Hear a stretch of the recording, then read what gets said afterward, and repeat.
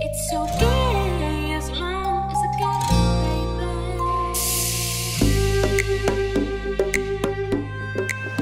Mani sauc Margarita Gerojeva un strādāju es atletikā Jugla jau kopš 2012. gada, sanāk veselus 3 gadus, un es vadu grupu nodarbības.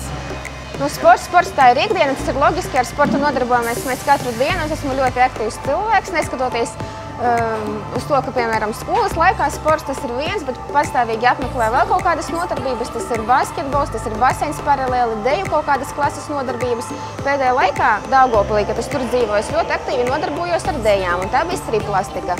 Vēlāk, kad es pārbraucu uz Rīgu, es iestājos aerobikas asociācijas, kad tās pabeidzu un sāku strādāt atletikā Mežciems. Tā bija tā mana pirmā darba vieta tieši atletikā. Lūk, un tad man bija pieredze strādāt recepcijā, es biju kādu laiku administrators, kaut kur nepilnu gadu, un paralēli mācījos aerobikas asociācijās, un tad es nolēmu, ka to mērķi vajag piepildīt, tātad sākt arī pašai vadīt. Un pirmais tas mēģinājums bija striplastika Mežciemā iesākās, vēlāk arī Kosta direktors atletikas Juglas palūdza uzaicināja mani strādāt šeit. Tā tas arī aizsākās, un es jau pastāvīgi sāku strādāt šeit par treneri.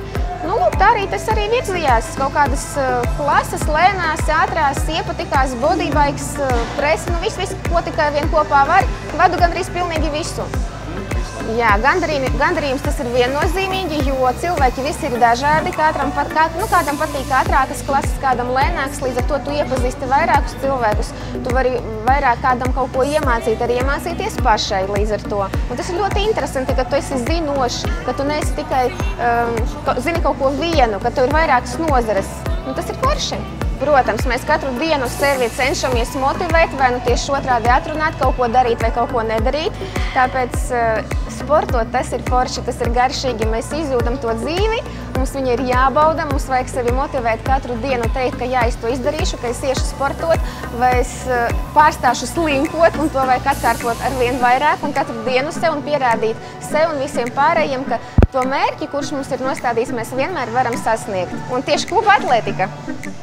I spend it with you.